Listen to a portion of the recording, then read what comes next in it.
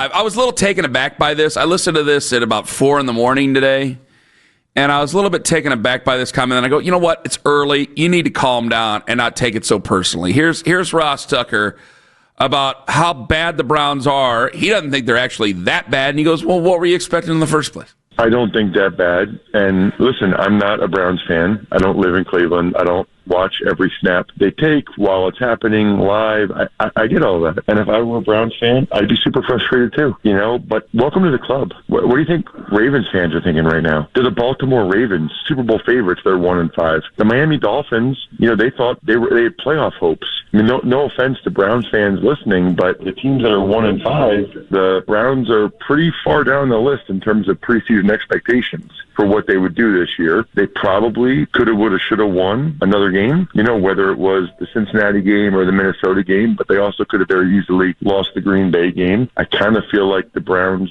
are about where I thought they'd be. Now, they have some real opportunity coming up this month. You got the Jets, you've got the Dolphins, you've got a bye. They could very easily win a couple games this month. I don't know if you guys want them to win those games or not, but they very easily could. So I heard the first one. Guess what part I heard and I got kind of blind mad about.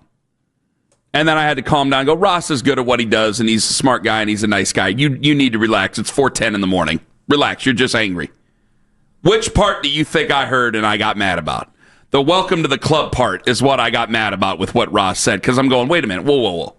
Don't tell me welcome to the club. Like, basically, we are the proprietors of Studio 54 when it comes to the club. Don't tell me welcome to the club and then use the Ravens. Oh, I'm supposed to feel bad for Ravens fans. Yeah, that's the group I feel bad for. Yeah, I feel real bad for Ravens fans. Welcome to the club. No. And I went, okay, hold on, relax. So he's saying that there were no expectations for the Browns to do anything anyway. They were supposed to be 1-5. He asks a question. He says a point that, you know what, I got a lot, because you got me upset at 6 o'clock. It wasn't you who did it, but you poked the bear and away I went.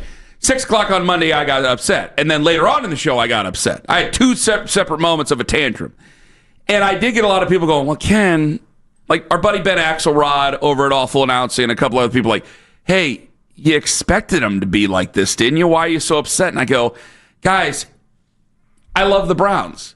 I love my sons.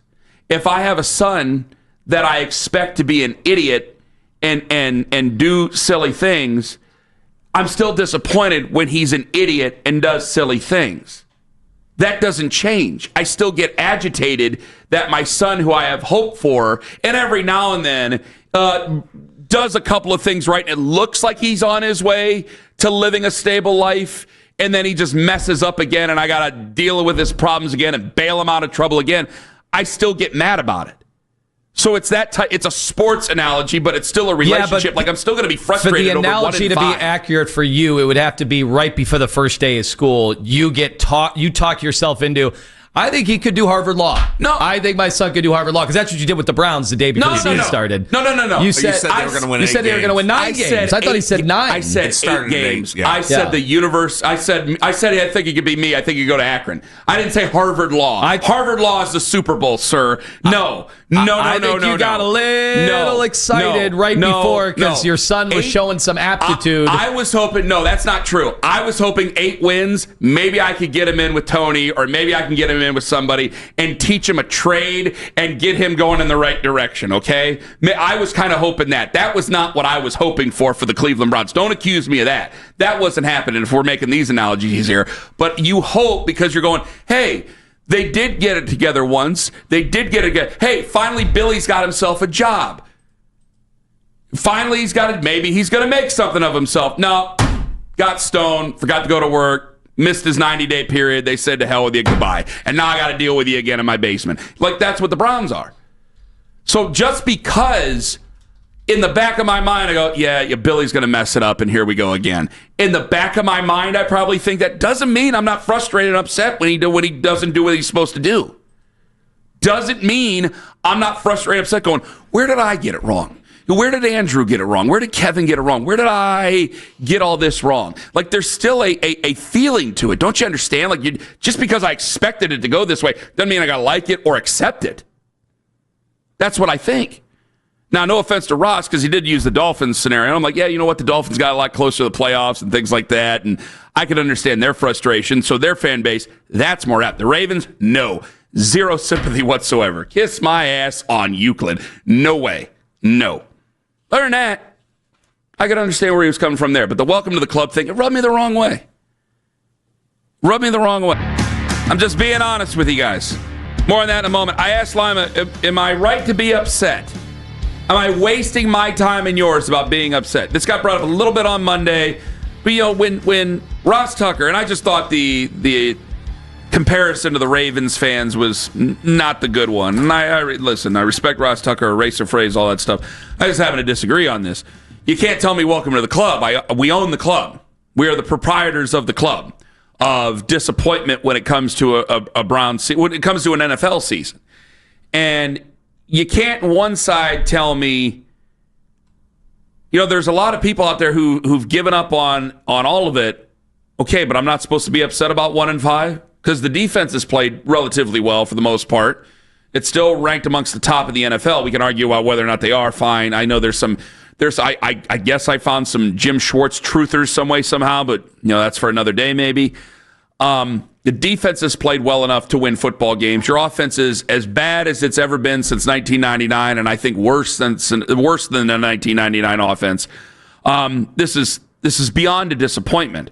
But then I hear a lot of people going, how can you say you're disappointed? You couldn't have thought this team was going to do very well. Now, yes, I talked myself into winning more games than I thought back in right as the week started, because I'm an excitable boy and I made myself a terrible mistake. I'll own up to that. But overall, if I didn't think it was going to go that way, it doesn't mean I'm not disappointed and angry that it didn't go that way. I want you to prove me wrong. I want you to calm the fears in the back of my head. I think for me, Ken, it's not necessarily like I've talked before about, hey, if you have lower expectations, you can't possibly get as mad. And I think that's all Ross is saying. Like, the Baltimore thinks they're going to the Super Bowl, and then it looks like they could miss the playoffs and fire their coach. Like, that chasm between the two does cause a fan base to get a little more emotional. When you're just bad every year, I do think there's more apathy. Like, there's not apathy in Baltimore. Like, they sold out their home opener. Like, I understand. We didn't even sell out our opener. Well, they had a 30th anniversary celebration against the Browns, so maybe they're getting what they deserve in so many ways. Yeah. But I get the letter of the law. What Ross is saying. I think if anything, your frustration's not about this year, where Vegas had you at 4.5 wins. I think your frustration is this is year 6. Yeah. And Nick Chubb's prime's already wasted. Yes. That's gone. Yes. Batonio's prime is done. Wyatt Teller's prime. You're hoping, you're praying that Myles Garrett and Denzel Ward get another 4 years where we can have one more, as Mary Kay puts it, the next Super Bowl window. But, you know, you obviously, you didn't make the most of the Baker Mayfield experience. And so that's 6 years, and it's not just 6 years. Mm-hmm. It's the 1-15 and 0-16 before that. So now we're talking 8 years. You know what I mean? Like that. I think that is really not. Man, well, we're 10 years. We're over at 10 years now. But Anthony, that's why I'm saying what I'm saying. Like, if they got in, like, I look at the Ravens and I go, gosh, you guys got a plethora of injuries. It's you got, and your main guy Lamar Jackson's hurt because they've been good. I actually understand. I think there's more understanding. Like, hey, maybe it's just not your year. I know you got close before, and there's frustrations of getting close, but I'd much rather get close and not be there and fail at the end than what we've been dealing with. Because I would feel something. Well, yeah, because they have hope. They have hope that once they get Lamar Jackson back, either this year or next year, they'll be good again. Exactly. And we don't have that. And hope. us, we don't. We don't. I mean, Ross, in the same interview, goes on about the 2026 draft class and how it's not a very good class. And I'm going, so I'm just supposed to sit here and be apathetic about this whole situation? Well, some people are. That's the problem. And that's the biggest problem, I think, for the Cleveland Browns themselves and for their ownership group. But I feel way more frustrated. If the Browns had the same history that the Ravens have had recently over the last 10 years where, yeah, you had that couple years where it went by the wayside because of Joe Flacco at the end, and then they get Lamar, and then you have this takeoff. And yeah, I would get tired. I'd be upset with running into the Chiefs as well, and then running into the Bills and all the other stuff. Yes, that would be frustrating. But it's better than this. It's better than not having a lot of hope. It's better than the laundry list of names whose primes you've wasted. I feel much angrier at 1-5 again than I would if I were the Ravens or if I were any other competitive team that's fallen on hard times here recently because of injuries. I think I have more understanding. That's why I'm going, man, you guys really want John Harbaugh fired over there. He does a really good job. They have a lot of injuries. There's explanations to this. Yeah, they've given up some fourth quarter leads here over the last few years, which has been remarkably terrible for them. But overall, they've been a fantastic team. They've been well run. Everybody wants to draft like they do. I mean, I can't stop saying when it comes to respect and things like them as an organization, other than what they did in week 1 or week 2 for them, week 1. I think that there's a lot of understanding there. I feel much more understanding about what they're doing than what we're doing. Because I'm just watching. I got arguably the best player in football, and people just want to trade him. And I go, you can't trade him. He cost $73 million against dead cap. I got guys doing segments nationally, not even bothering to look at the spot track because that's how bad of a situation you're in. Oh, trade him to the Cowboys. No, you don't understand. You can't trade him to the Cowboys. They can't take the cap hit. No, it doesn't matter. Trade him to the Cowboys because that's how bad we are. So I've seen good players. Like before, we used to have this argument going, well, you think they're good, they're just good for the Browns. No, Joel Bitonio would be great on any team. Nick Chubb in his prime would be great on any team. Obviously, Miles would be great, if not even greater, scary to say, on any other team. And what has happened? You've wasted that time. And I'm supposed to say, yeah, this is about where I thought. Okay, yeah, that's really good. Yeah, so you're driving around on 480 or 77 or wherever, and you hear the guy on the radio, oh, well, I expected this to be this way. Anyway, how was your day? Like, that's not how that works. That's not how that works. You don't think it's kind of how it has been working, though, this year? I think for the general fan who wants to go ahead and wash their hands of this, go right on ahead and do so. That's your job. That's what you want to do. That's your priority. But I can't stand idly by and watch this thing sink deeper and deeper into the oblivion and not have a way out. You know, that's why, and I wanted to bring this up with him. I don't mean to take the air out of the room here with you, okay? I wanted to bring this up with Ross where he said, you know, people are turning against Stefanski. It's not turning against Stefanski. I'm not turning against Kevin. For that fact, I'm not turning against Andrew. I just don't think there's a realistic way out of this for them.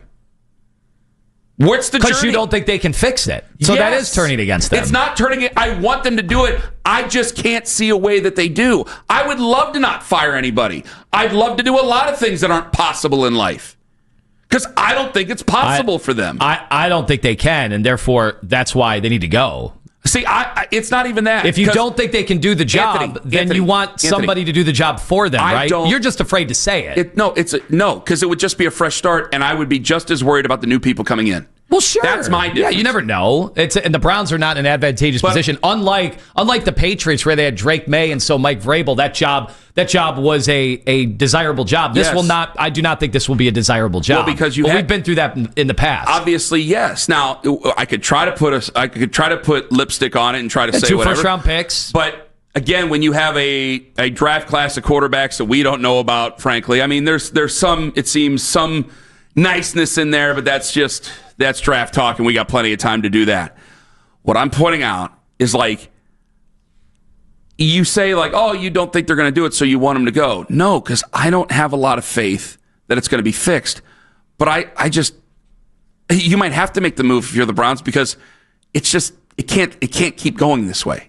It can't keep going this way with the same characters, with the same players.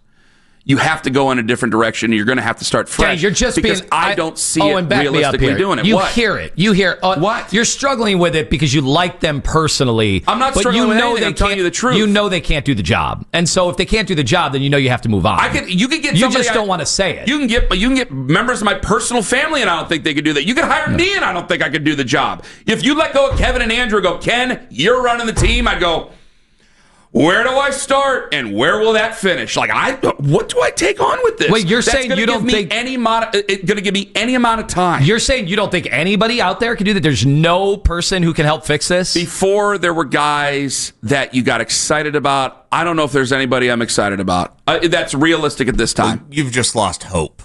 Yeah. You've lost all your hope. And I'm mad about that. Can I be mad about losing hope? Yeah. Thank you. How do you get it back, though, Ken? Like, are you going to set in this cycle of as of right lost now, hope until January when someone will get trotted out before you? Hopefully, it's not the 7th guy on the list. And then, honestly, I think you tapped into something here. What? That what Owen? I think Owen has. He's done a psychological analysis of you just listening to this conversation, and the way that you're putting it out there is you're just wondering if anybody can do this job, period, in Cleveland, Ohio. And it's like, well, there has to be somebody. Well, not with this group, not with the restrictions that they have. Not with the restrictions that they have. I still don't even know. We got Myles Garrett, and I'm going, yeah, if he wouldn't have signed the contract, I don't even know if we have enough draft picks to start to replace all this, because I still have to tear down going into next year. Don't we get it? I mean, but how in 2016, you tore down. And maybe you tore down even more, and I don't remember because I don't want to remember. But it was like torn down to the studs. That was the whole thing. 2016, it's down to the studs. And then you started, because you got Myles, you started to get, but you ended up being even worse that next year. I still got to shed players. We're 1-5. I know, Kevin. And I still have to shed players. We're in a league where the Indianapolis Colts are 5-1 with Daniel Jones. Like, you can, even if that's not a long-term thing, there's always, it's the NFL. There's parity. A team can totally change in a year. But somehow we never are that team. I know. Somehow we're never that team. So I have to operate under realism here instead of just hope. Because hope has gotten me very little over these last how many years. So I have to operate realistically. And the realistic thing of things, the only thing I can see realistically is that there isn't a way out for these guys and that this team is 1-5. And if you lose against the Miami Dolphins, who seem to all hate each other right now, I can't imagine what the show is going to sound like on Monday. We're going to be doing it. Except I probably can't imagine because I've done that show many times. We're going to be before. doing a coaching search show. That's exactly what's going to happen if you lose to Miami. It's a bad day. It's Thursday. It's a bad day.